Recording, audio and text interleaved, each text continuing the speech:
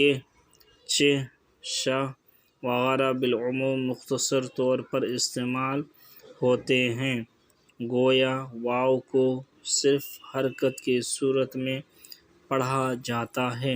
ہائے مخفی کو اعلانیہ استعمال نہیں کیا جاتا، گویا یہ کلمات صرف ایک متحرک حرف کی صورت میں آتے ہیں۔ بعض اوقات ضرورت شعری کے پیش نظر خاص ساکن حروف کو متحرک اور متحرک کو ساکن کر دیا جاتا ہے۔ تختی کے دوران میں نون گنہ کو نہ ہونے کے برابر شمار کیا جاتا ہے، گویا کہ جاں اور دل کا وزن ایک ہی ہے۔ دو مختصر اصولوں کو ایک ہی طویل اصول میں بدل دیا جاتا ہے، مثلاً بہ گزری کو بک زری کہیں طور پر استعمال کر سکتے ہیں۔ دوست، پوشت وغیرہ الفاظ میں تا کو حذف کر دیا جاتا ہے، گویا ان الفاظ کا وزن وہی ہوگا جو علم، عقل وغیرہ الفاظ کا ہے۔ وزن صرفی اور عروضی میں فرق: وزن صرفی میں اختلاف حرکات ناجائز ہے، بخلاف وزن عروضی کے، اس میں توافق حرکت ضروری نہیں۔ وزن عروضی میں تختی کرتے وقت صرف حروف ملفوظ ہی شمار ہوتے ہیں، اور ایسے حروف جو لکھنے میں آئیں اور پڑھے نہ جا سکیں وہ خارج از تختی ہوتے ہیں۔ الف ممدودہ جب شروع کلمہ میں واقع ہو تو بمنزلہ دو حروف شمار ہوتا ہے۔ حرف مشدد بھی دو حروف کی جگہ گنا جاتا ہے۔ مرکب اضافی یا توصیفی کا کسرہ جلی ہونے کی صورت میں بمنزلہ یا شمار کیا جاتا ہے۔ واو عاطفہ کبھی بمنزلہ حروف اور حرف منزلہ حرکت تصور کی جاتی ہے، وغیرہ وغیرہ۔ اصول تختی: جیسا کہ اہل علم جانتے ہیں کہ تختی کے معنی قطع یا پارہ پارہ کرنے کے ہیں۔ فن عروض میں تختی سے مراد حروف شعر کا مقررہ بہر کے مطابق کرنا، اسی طرح کہ متحرک کے مطابق متحرک اور ساکن کے مقابلے میں ساکن آئے۔ واضح ہو کہ حرکات سرغنہ، کسرہ، فتح، ضمہ، زیر، زبر، پیش کا وزن برابر ہے، لہذا اگر لفظ شعر کے کسی حرف پر زبر ہے اور رکن شعر کے حرف مقابل پر زیر ہے کے بجائے زبر یا پیش بھی ہو تو وزن میں کوئی کمی بیشی نہیں ہوگی۔ ضروری نہیں کہ زیر کے مقابلے میں زیر، زبر کے مقابلے میں زبر، پیش کے مقابلے میں پیش ہو، بلکہ ایک حرکت کے مقابل کوئی حرکت ہو، سکون نہ ہو بلکہ کوئی، کیونکہ حرکت اور سکون کے اختلاف سے وزن میں اختلاف ہو جاتا ہے۔ مثلاً گل، دل، پل کا وزن برابر ہے لیکن کل اور کل کا وزن برابر نہیں،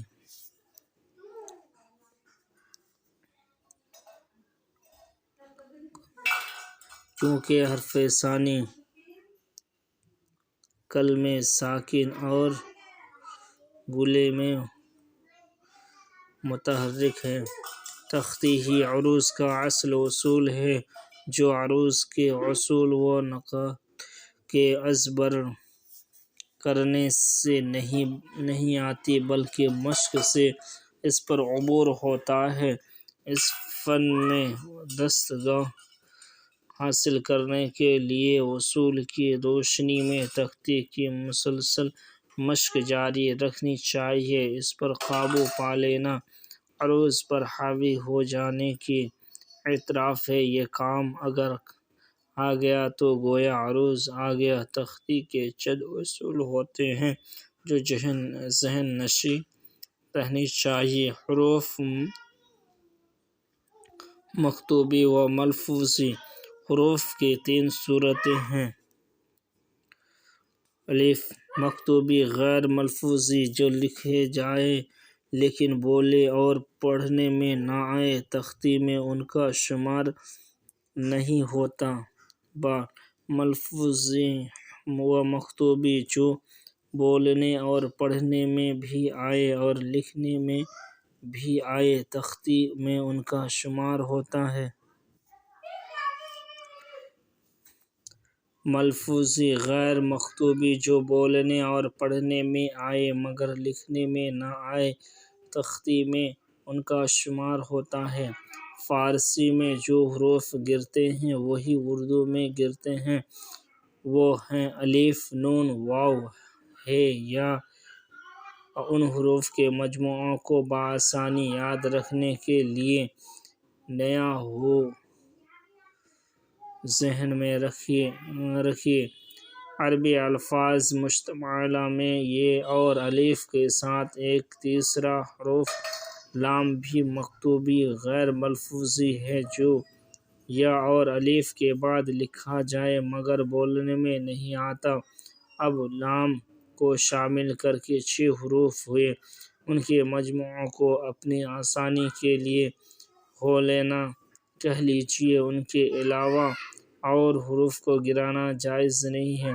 مثلاً انا الحق، بالضرور، بالواقع۔ فی الحال تختی میں الحق یا بعض، ضرور، فعل، واقع، فعل، حال شمار ہوتے ہیں۔ اسی طرح بالآخر، ھذا القیاس، بالفرض، بالیقین، بالفعل، بالکل، بالمثل وغیرہ کا الف گر جاتا ہے اور تختی میں شمار نہیں ہوتا۔ ان کی یہ صورت رہتی ہے بالآخر۔ لہذا ھذا القیاس، بالفرض، بالیقین، بالفعل، بالکل، بالمثل، اعلیٰ، ادنیٰ، موسیٰ، عیسیٰ، یحییٰ، مصطفیٰ، مرتضیٰ، اقصیٰ، عقبیٰ وغیرہ کی مکتوبی۔ یہ دراصل مکتوبی غیر ملفوظی ہے۔ علی الاتصال، علی الحساب، فی الواقع وغیرہ کی یہ اور الف اور دونوں مکتوبی غیر ملفوظی ہیں۔ علی الصباح، علی التواتر، علی الرغم وغیرہ کی یہ اور الف اور لام کی مکتوبی غیر ملفوظی ہیں، اسی لیے تختی میں محسوب نہیں ہوتے اور نہ تختی کرتے وقت انہیں لکھتے ہیں۔ فارسی الفاظ کی واو معدولیہ جو خ کے بعد آتی ہے، مثلاً خود، خواب، خوش، خوش، خواجہ وغیرہ، تلفظ میں نہ آئے، اس کا شمار نہیں ہوتا۔ تختی میں خود، خواب، خوش، خوش، خواجہ شمار ہوتے ہیں۔ 2 کلموں کے درمیان جو واو ہو اور آواز نہ رہے،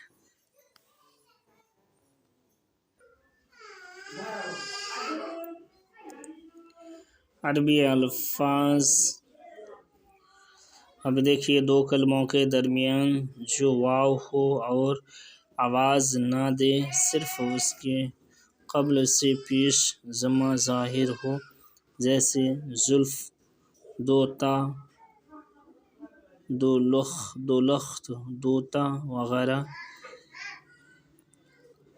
یا یہ عیو ساقط ہوگی، جیسے فارسی کے شعر میں قیمت خور ہر دو عالم گفتہ، نرخ بالا کن کے ارزانی ہنوز۔ اس طرح اساتذہ نے نہ صرف دو عالم اور دو جہاں کو دو جہاں نظم کیا ہے، لیکن اب اس کی چند پرواہ نہیں کی جاتی۔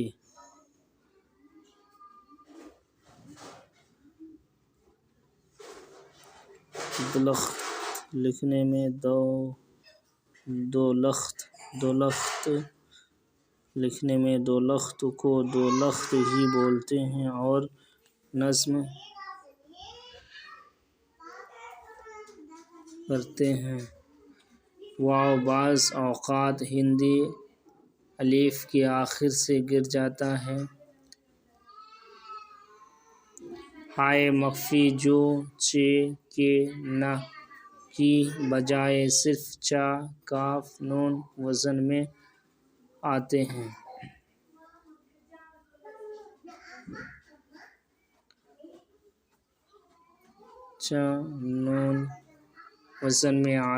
البتہ دیوانہ، پروانہ، بچہ وغیرہ میں دونوں صورتیں جائز ہیں، یعنی ہا کا گرانا بھی جائز ہے اور کبھی ان کے علاوہ کا اعلان بھی جائز کبھی کبھی گر جاتا ہے۔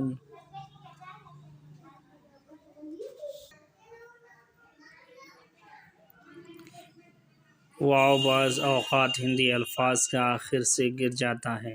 ہائے مخفی جو چ کے نہ کی بجائے صرف چ کا نہ وزن میں آتے ہیں۔ البتہ دیوانہ، پروانہ، بچہ وغیرہ میں دونوں صورتیں جائز ہیں، یعنی ہا کا گرانا بھی جائز ہے اور کبھی ان کا اعلان کا بھی جائز ہے۔ ہا کبھی کبھی گر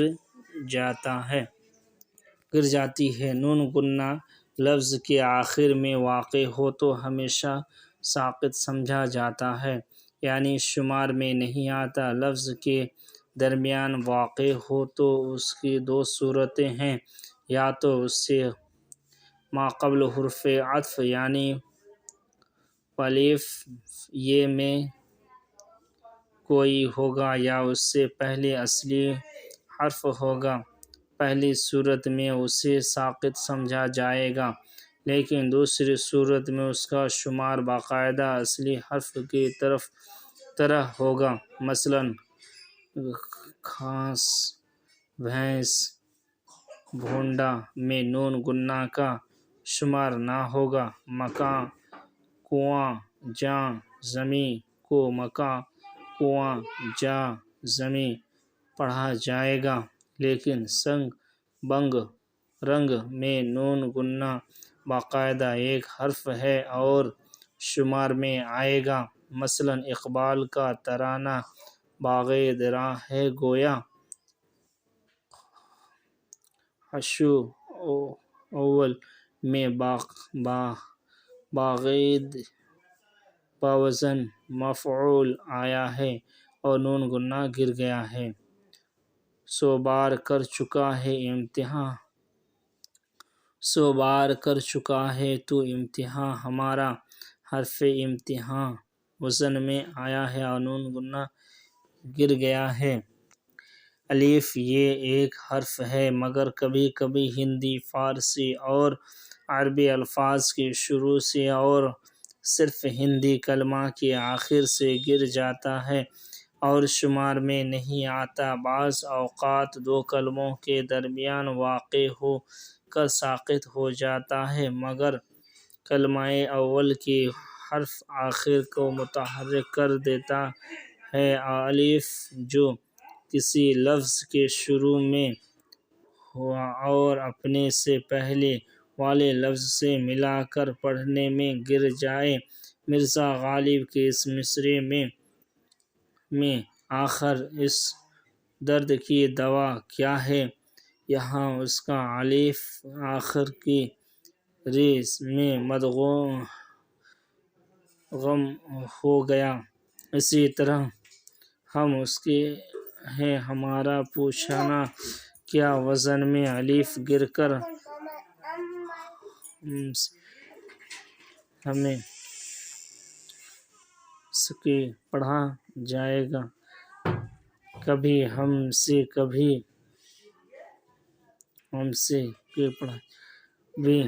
سے کبھی غیروں سے شناسائی ہے میں، کب ہم اور کب وغیرہ پڑھا جائے گا؟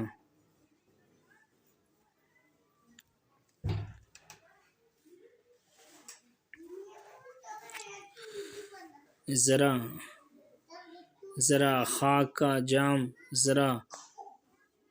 زر افشاں ہو گیا، یہاں جام زر افشاں جام زر فشاں بن گیا۔ الف کے دھوکے میں بعض اساتذہ بھی عین کو مدغم کر گئے جو جائز نہیں ہے۔ ہندی زبان کے الفاظ میں الف آخر کا گرانا ضرورت وزن کے لیے جائز ہے۔ مثلاً علامہ اقبال کے اس مصرعے میں گفتار کا وہ غازی تو بنا، کردار کا غازی بن نہ سکا، یہاں کا وہ اور کا غازی میں کغا ہو گیا، یہ جائز ہے۔ البتہ فارسی و عربی کے الفاظ میں گرانا جائز نہیں، خصوصاً جب کہ وہ عطف اور اضافت کے ساتھ آئے۔ اگر بغیر عطف اور اضافت کے آئے تو اس صورت میں بھی احتیاطاً لازم ہے، لیکن ہندی الفاظ کا الف آخر بھی صدر، ابتدا اور ارکان حشو کے سوا عروض و ضرب کے آخر سے نہ گرے گا۔ حرف عطف اور ہائے مخفی کے گرنے کی مثال کی نگاہ شوق نے جستجو تو کھلا کہ ایک حسین ہے تو، تیرا مثل دلبر خوب رو نہ ملا نشیب و فراز میں، کی نگاہ کی یہ گر گئی کہ گنہ خواب پڑھا گیا۔ گنگاہ پڑھا جاتا ہے تو کھلا کہ واو کے گر جانے سے تو کھلا پڑھا گیا۔ ہے تو کی بے گر گئی لہذا تو پڑھا جاتا ہے۔ الف کی مثال اوپر لکھ چکا ہے۔ ناملا میں ہائے مخفی گر گئی، اس سے ناملا پڑھیں گے۔ یہ یائے معروف و یائے مجہول کبھی کبھی ہندی الفاظ کے آخر میں ساقط ہو جاتی ہے اور شمار میں نہیں آتی۔ عربی و فارسی کے الفاظ آخر سے ساقط نہیں ہوتے۔ جس واو یاء پر حمزہ ہوتا ہے اسے دو حرف شمار کیا جاتا ہے، جیسے رؤف، کوئی قطع میں رعوف اور کوئی شمار کیا جاتا ہے۔ ہندی کے ہائے مخلوط تلفظ تھی بھی گھر بھر کی قدمہ تختی کرتے وقت تی بھی گوبر لکھتے رہے ہیں۔ میرے خیال میں ہائے